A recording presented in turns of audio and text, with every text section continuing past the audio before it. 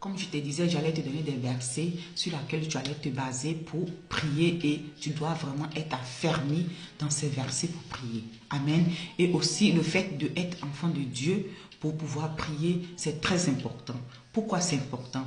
Parce que dans le livre de Luc 11, versets 20 à 24, Jésus dit, si un homme fort garde la maison et un homme plus fort survient, il dompte cette personne et il pille tous ses biens. Amen. Maintenant, le verset qui suivait dit, il chasse l'esprit qui gardait cette maison-là. Et l'esprit va dans les lieux arides. Mais lorsque l'esprit va dans les lieux arides, l'esprit revient encore pour voir si la maison est en sécurité.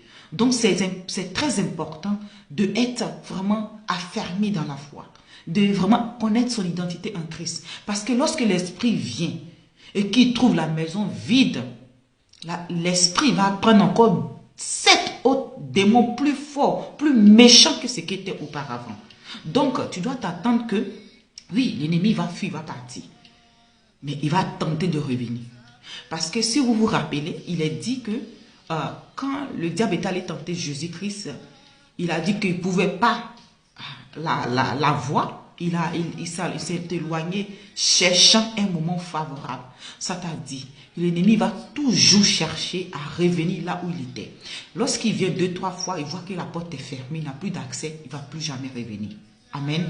Mais cela ne veut pas dire qu'il n'y a pas d'autres esprits qui vont peut-être survenir parce que le diable n'a pas autorité. Il a la ruse. Donc c'est à nous de manifester la foi. Amen. Dans Marc 11, versets 23-24, Jésus dit, si vous dites à cette montagne, ôte-toi de là, elle sautera de là. Et si ce que vous dites, croyez à ça, cela se fera. Amen. Alors, ma soeur, j'aimerais aussi te dire que Jésus dit, les hommes et les femmes, les hommes et les femmes ne prendront pas de mari dans l'au-delà. Ils n'ont pas de rapport avec des morts. Amen.